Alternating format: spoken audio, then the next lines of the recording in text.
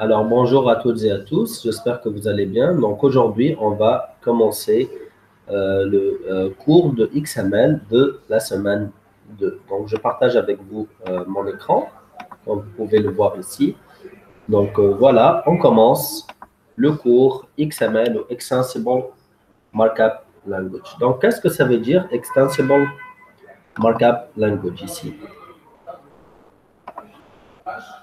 Alors, déjà, le mot, donc, Extensible Markup Language, donc, il y a trois mots, donc, XML, Extensible Markup Language. Donc, Extensible, cela veut dire que, contrairement à, par exemple, l'HTML où on a des balises qui sont prédéfinies, donc, chaque balise a un sens et un objectif donné pour l'affichage, XML ici est extensible dans le sens où il permet d'avoir des balises qui sont pas très définies, mais qui sont personnalisables. Markup, c'est un langage de markup, ça veut dire avec des balises et de l'information, d'accord? Et bien sûr, XML, c'est un langage. Donc, les objectifs, c'est de comprendre c'est quoi XML et son rôle, connaître la structure et les règles syntactiques d'un document XML et comprendre la notion des espaces de nom. Donc, on va avoir une introduction, la structure de données de XML, une présentation de XML, comment on peut structurer un document XML et les espaces de nom. Donc, imaginez qu'on a, par exemple, des pages jaunes. Donc, voilà, les pages jaunes, c'est un document qui contient une structure de données. Imaginez, par exemple, qu'on a aussi un dictionnaire. Donc, dans ce dictionnaire-là, imaginez que les mots dans le dictionnaire ne sont pas dans un ordre alphabétique ou un ordre structuré.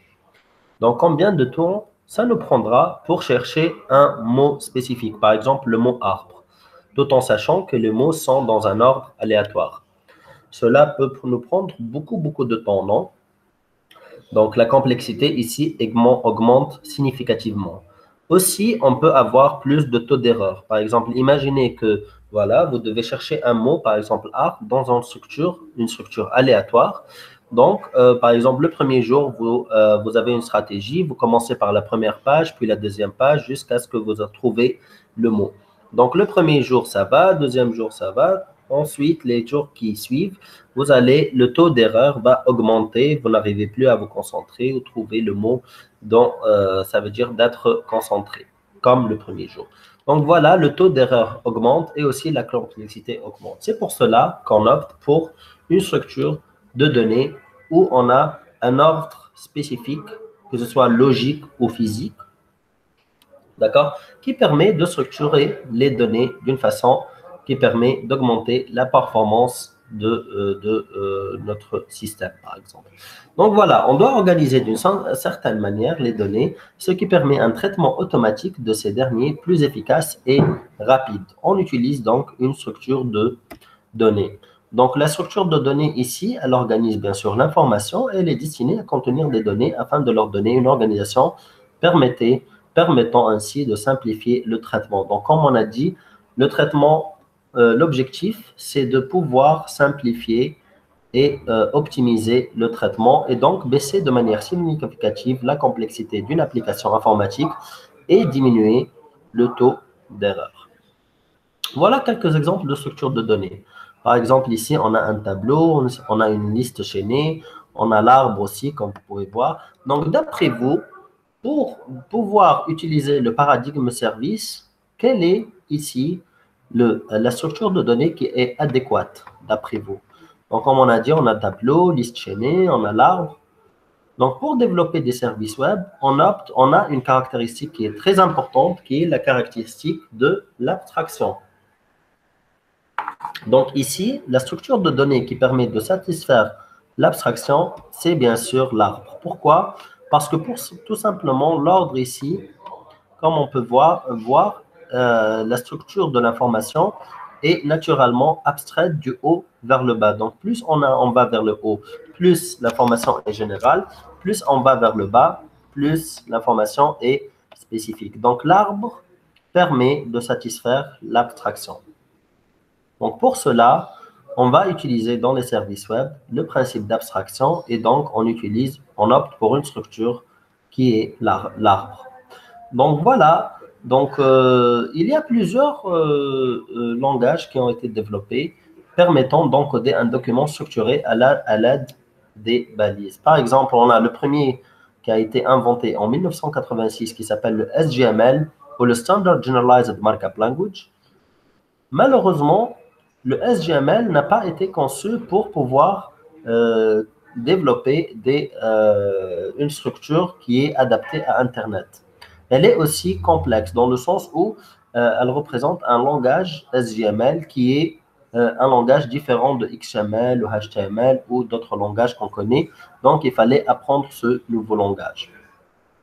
Donc, en général, SGML, il a été utilisé pour structurer des données électroniques, mais qui ne sont pas forcément adaptées à Internet. C'est donc pour cette raison qu'on a inventé le HTML en 1991, qui permet en fait d'afficher des données sur Internet. C'est ce qu'on appelle Hypertext Markup Language.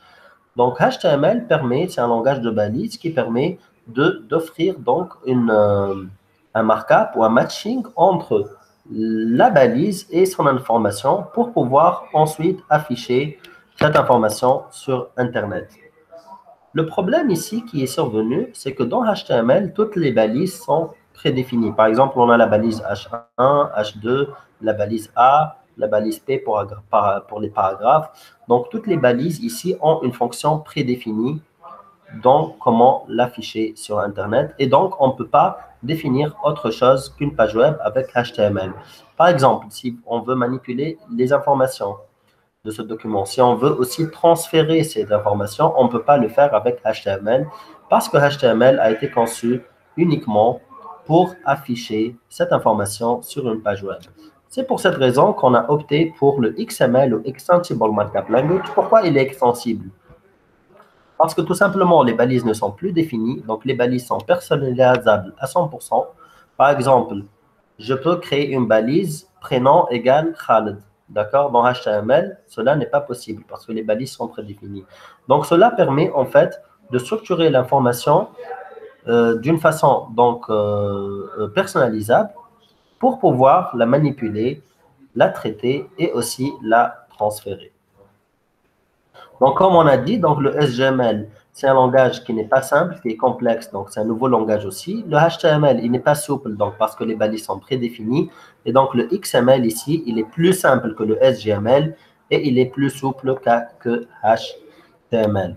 Donc, voilà, donc XML, on l'appelle, donc son abréviation, c'est Extensible Markup Language. C'est un langage de balises. Il est recommandé par le W3C. Il permet d'écrire, de structurer et d'échanger des données. Donc voilà, pourquoi maintenant utiliser XML? Tout d'abord, il est lisible. Donc les textes balisés avec du marquage, donc c'est facile à les lire, à les comprendre. Donc il est extensible dans le sens où, comme on a dit, les balises ne sont pas prédéfinies mais personnalisables, donc ils supportent les évolutions applicatives. On peut représenter n'importe quelle information de n'importe quelle application. Mise en forme aussi est aussi possible avec les feuilles de style. Par exemple, on peut lui ajouter du CSS. C'est un métalangage permettant la définition de langage adapté à des besoins variés. Donc, on peut avoir différents besoins, d'accord? Et il est supporté par les grands constructeurs comme IBM, Microsoft, .NET, Sun, etc. Donc, voilà à quoi ressemble un fichier XML. Donc, on parle ici d'arborescence, dans le sens où on a un arbre. Donc, l'arbre contient une seule racine, par exemple, dans ce cas, c'est recette, et il contient ce qu'on appelle des nœuds. Ingrédients, titre, catégorie. Le nœud ingrédient comporte, à la fin S, comporte plusieurs ingrédients. D'accord? Chaque ingrédient ici comporte un nom et une quantité.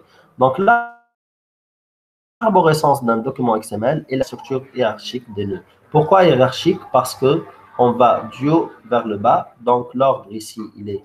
Donc, on a une structuration de données du haut vers le bas dans une structure d'arbre. Donc, un document XML comporte essentiellement trois choses importantes. La première, c'est une prologue. La deuxième, c'est l'arbre des éléments, c'est l'arborescence. Et la troisième, c'est les commentaires. Maintenant, c'est quoi une prologue? Tout simplement, c'est la ligne qu'on met toujours au-dessus, au début d'un document XML, donc qui contient, par exemple, la version, l'encodage et la dépendance d'autres éléments. Par exemple, ici, la version, c'est 1.0. L'encodage, c'est UTF-8. C'est pour tout ce qui est caractères spéciaux, tout ça. On sait comment les représenter avec l'UTF-8 et les encoder. Standalone égale yes, ça veut dire qu'il n'y a pas de dépendance d'autres documents externes. Si standalone ici égale autre chose que yes, dans ce cas, ce document XML va dépendre d'autres documents externes.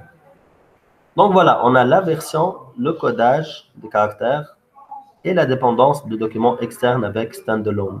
Donc ici, il est important de mentionner que la prologue, elle n'est pas obligatoire, mais elle est fortement suggérée. D'accord? Il est vraiment important de mettre la prologue au début de votre fichier XML. Donc ensuite, on a, donc dans l'arborescence maintenant, on a les nœuds qui peuvent avoir trois formes. Donc soit des éléments, soit des attributs, soit des entités. Donc, les éléments s'ouvrent et se ferment par une balise. Vous le savez déjà, c'est un peu comme le HTML. Le nom de l'élément est repris dans la balise ouvrante et dans la balise fermante. Et vous avez l'information qui est à l'intérieur. Par exemple, ici, catégorie égale dessert. Donc, qu'est-ce qui fait XML finalement? C'est le mapping entre une balise et son information. Par exemple, ici, la balise s'appelle catégorie et l'information s'appelle dessert. D'accord? Les attributs maintenant. Les attributs se trouvent dans la balise ouvrante d'un élément. Par exemple, on en prend le cas d'ici en bleu de l'attribut unité égale G.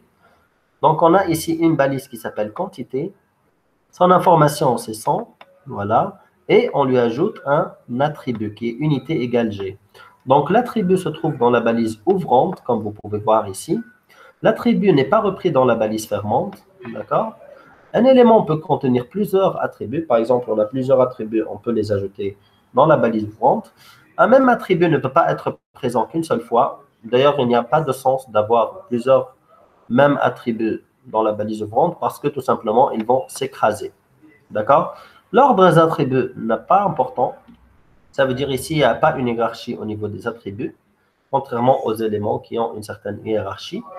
D'accord? Dans les attributs, quand ils se trouvent dans un élément, à l'ouverture d'un élément, ils n'ont pas d'ordre quand il y a plusieurs attributs.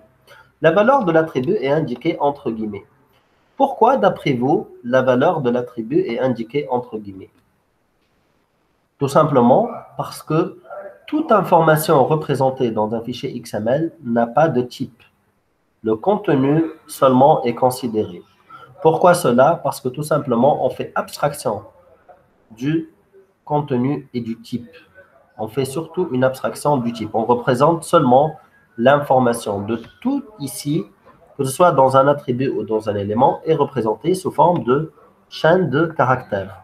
Ce n'est pas un string, ce n'est pas un int, on ne sait pas du tout ce que c'est. C'est juste une chaîne de caractères qui n'a pas été interprétée par rapport à son type. Donc ici, rappelez-vous toujours que dans XML, on représente uniquement l'information et jamais son type.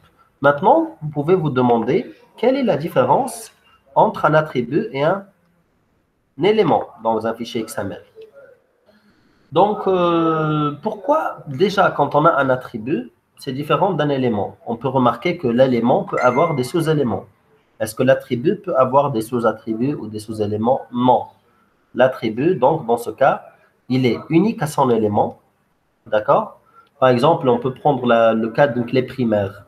Numéro d'étudiant, par exemple, on a un tableau, une table étudiant et on a une clé primaire. Est-ce que la clé primaire, il vaut mieux la représenter en tant qu'attribut ou en tant qu'élément? La réponse est bien sûr la première qui est en tant qu'attribut. Pourquoi?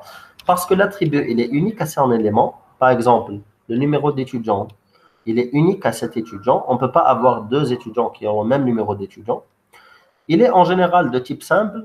Type simple, ça veut dire il est int, ou string, ou float, ou un type qu'on connaît déjà, qui est simple, qui est représenté par tous les programmes. Ce n'est pas un objet. Et il n'est pas décomposable. S'il est décomposé, ça veut dire qu'il va perdre son sens. Par exemple, imaginez, on a le numéro d'étudiant 1, 2, 3, 4, 5, 6, 7. Est-ce qu'on peut le décomposer et il garde son sens? Par exemple, 1, 2, 3 seulement et 4, 5, 6, 7 seulement? Non.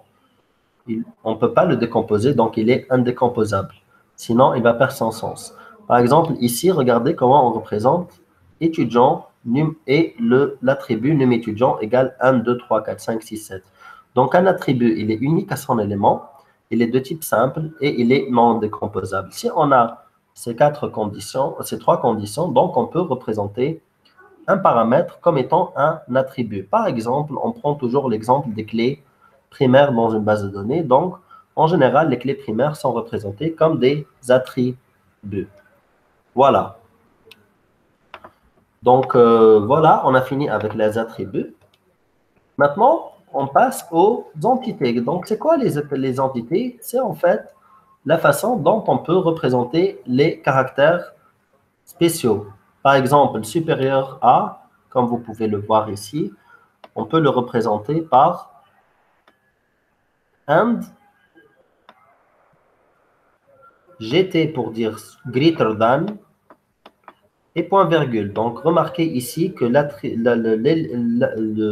l'entité est toujours représentée par and au début, point virgule à la fin, et on met l'entité au milieu. Dans ce cas, notre entité, c'est GT. D'accord? Donc, les entités ont été prédéfinies afin de pouvoir utiliser les caractères réservés, par exemple supérieur, inférieur, and. Une entité est une chaîne de caractères commençant par un and et se terminant par point virgule.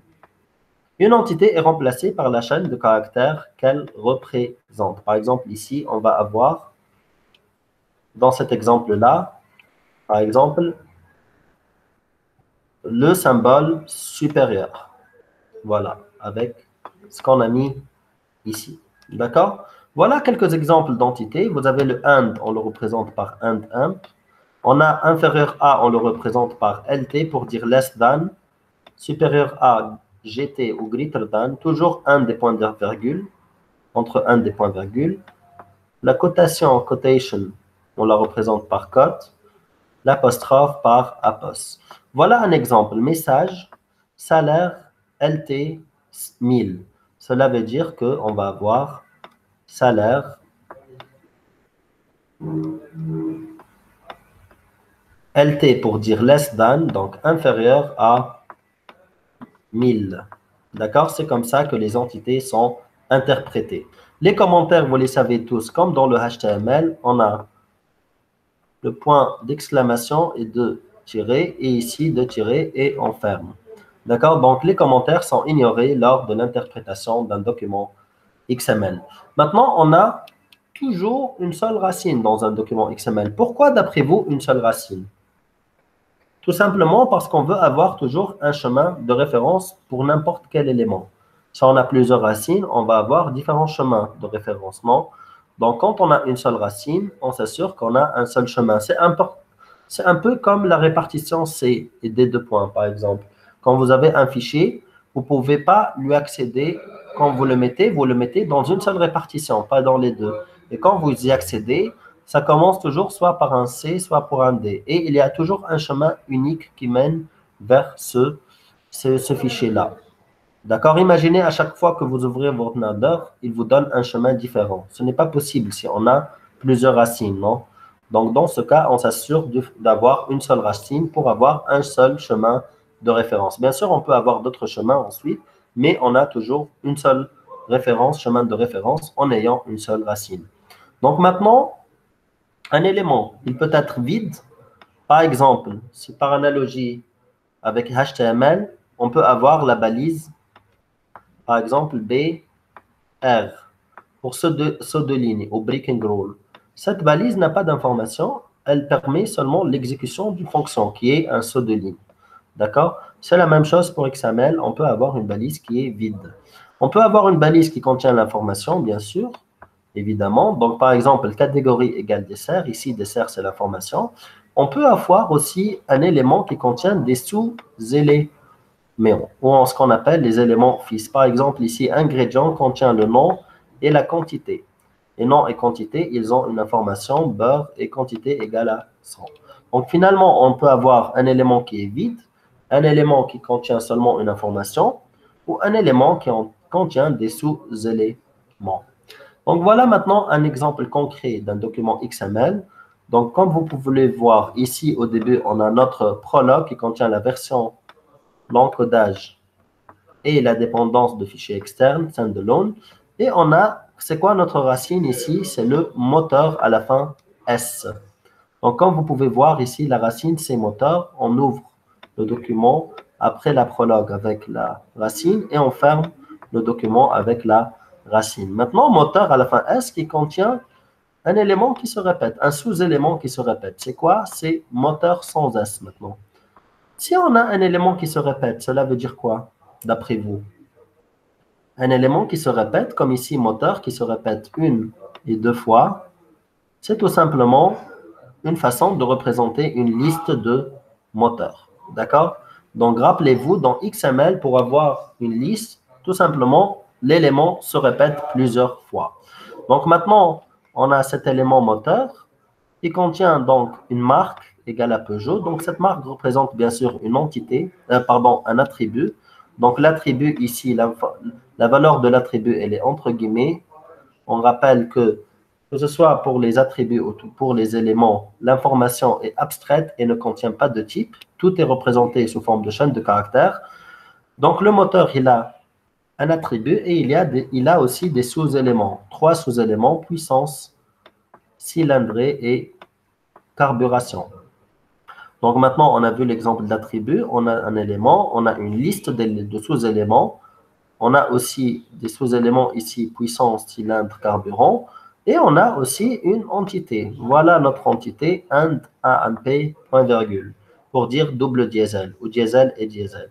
Donc voilà, on a une prologue au début, on a la racine qui est moteur à la fin S, on a des éléments comme carburant, cylindre, puissance et moteur sans S, on a des attributs comme marque égale à Renault ou marque égale à Peugeot, et on a des entités. Donc voilà, tout cela représente donc un document XML. Maintenant, est-ce que le document XML contient, comme on a dit, le type? Alors, pour répondre à cette question, on prend l'exemple ici d'une entité Java. Donc l'entité Java, elle a un étudiant comme classe. L'entité étudiant, il contient le numéro d'étudiant, le prénom et le nom. Vous remarquez ici que toute l'information ici, elle a un type. Par exemple, le numéro d'étudiant, il est de type int, le prénom, il est de type string et le nom, il est de type string. Maintenant, dans XML, voilà, on a notre étudiant. Donc, le numéro d'étudiant, est-ce qu'on le met comme un sous-élément de préférence ou comme un attribut? Comme on a déjà dit, le numéro d'étudiant peut être représenté comme une clé primaire et donc on peut le représenter dans XML comme un attribut. Le prénom, c'est un sous-élément, Khaled. Par exemple, on peut ajouter au prénom, on peut ajouter un préfixe. Dans ce cas, on peut le décomposer en nom, en prénom absolu et préfixe. Donc, peut être décomposé, par exemple. D'accord? Par exemple, on peut ajouter Monsieur Khaled, Docteur Khaled, voilà. Et le nom aussi, on a mis comme un sous-élément. Est-ce qu'ici, on représente les types ou pas? Est-ce qu'on peut voir si c'est numéro d'étudiant, c'est un int, le prénom, c'est un string, le nom, c'est un string aussi? Non, dans XML, on ne parle jamais de type de données. On représente seulement l'information. C'est pour ça qu'on dit que XML, il est fait abstraction des types de données. Il ne représente que la balise et son information. Donc, finalement, XML, on ne peut parler que de sa forme. On ne peut pas parler des types de données ou de fond. Donc, c'est pour cela que pour s'assurer que XML fonctionne, on parle seulement d'une structure bien formée. Donc, voilà ici. Donc, un document XML est bien formé si le document XML respecte la syntaxe XML. Ça veut dire qu'il respecte la structure. On a une racine, on a des éléments, des attributs et des entités. D'accord? Et il est bien formé dans le sens où, par exemple, les attributs, l'information est représentée entre guillemets. On a la balise ouvrante et fermante. Dans ce cas, on dit que le document XML, il est bien formé. Maintenant, de quoi a-t-on besoin pour représenter les types, comme on a vu tout à l'heure dans l'exemple de Java? N'oubliez pas que notre objectif, c'est de pouvoir représenter un programme, que ce soit Java ou un autre programme. Donc, dans ce cas, ici, dans XML, on ne voit pas les types. Donc, de quoi on a-t-on besoin? On a besoin de ce qu'on appelle un autre fichier, par exemple DTD ou XSD, qu'on va voir dans le prochain cours. D'accord? Et ce fichier XSD ou DTD représente les types de données. D'accord? Donc, finalement, comme on a dit, XML doit être bien formé et respecte la syntaxe XML, mais ne contient que l'information. Pour maintenant représenter les types, on a un fichier qui s'appelle XSD, par exemple, qui permet de représenter les types. Donc, je rappelle ici, XML, il fait le mapping entre la balise et son information. XSD, il fait le mapping entre la balise et son type. Et maintenant, on peut les valider ensemble. Et là, on va obtenir un programme opérationnel, comme par exemple Java, où on représente à la fois l'information et le type. D'après vous, pourquoi on sépare l'information de son type? Tout simplement pour satisfaire le principe d'abstraction. On veut que quand on échange de l'information avec XML, on fait abstraction des types. On représente que l'information. Maintenant, quand on veut représenter un programme, on ajoute à XML le fichier XSD et on valide le contenu de XML par rapport au type défini dans XSD. Par exemple, si on veut faire de la contrôle de saisie, on peut utiliser le fichier XSD qui représente les types pour s'assurer que les types sont bien respectés. Donc, pour faire cela, pour valider un fichier XML par rapport à son type, on passe par ce qu'on appelle les espaces de nommage. On va voir dans plus de détails c'est quoi les espaces de nommage, mais pour le moment, il faut se rappeler que XML ne représente que l'information et XSD ne représente que le type. Et pour s'assurer que notre programme est fonctionnel, il faut que l'information représentée dans XML est validée par rapport au type de données défini dans XSD. Donc, vous pouvez imaginer, par exemple, un programme comme étant, par exemple, un programme Java. Imaginez que donc, XML représente une instance de classe, d'accord? C'est bien sûr l'information XML, non? C'est de l'information. Donc, c'est plutôt une instance de la classe. Imaginez qu'on a la définition de la classe et de son type qui est représentée, par exemple, par XSD. Donc, par analogie, dans un document de XSD. Donc, XSD représente la classe Java, par exemple. Si on parle ici d'une correspondance avec Java, donc XSD va représenter la définition de la classe et XML représente une instance de la classe. Et ce qu'on veut, c'est qu'on veut valider cette instance-là par rapport à son type défini dans la classe. Donc, finalement, un document XML est valide si et seulement si il est bien formé. Au début, on vérifie qu'il est bien formé. Donc, ça, c'est la première condition. Une fois il est bien formé, qu'est-ce qu'on fait? On le valide par rapport à un fichier XSD. Et là, on me dit qu'il est valide et donc il peut représenter un programme. Donc, voilà un exemple de DTD ou de XSD qui représente la définition des types de données. On ne va pas utiliser DTD dans ce cours, mais on va juste le mentionner comme un exemple. Donc, DTD, c'est Document Type Definition. C'est une grammaire qui permet de définir une structure des types d'un document XML. D'accord? Le problème de DTD, c'est que c'est un nouveau langage qu'il faut connaître et apprendre. Dans ce cas, on a opté pour XSD qui appartient à la famille XML. Donc, dans ce cas, on a la même syntaxe que XML. Donc, on appelle aussi XML Schema ou schéma XML. Donc, un fichier XSD, on l'appelle aussi XML Schema et c'est un langage de description de format de document XML permettant de définir la structure et les types contenus dans un document XML. Cette définition permet notamment de vérifier la validité d'un document. Comment on peut vérifier qu'un fichier XML est valide ou pas par rapport à son contenu? C'est en passant par un fichier qui contient les types de données et les contraintes comme XSD ou DTD. Donc, en résumé, XML, c'est un langage de structuration de données. C'est un document qui est structuré à l'aide d'éléments et d'attributs.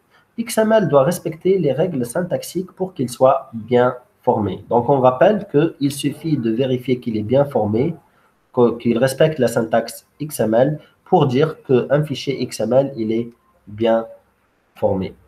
Donc, merci pour votre attention et on se retrouve très prochainement dans le prochain cours qui va bien sûr donner une meilleure idée sur ce que c'est XSD. Merci et à très bientôt.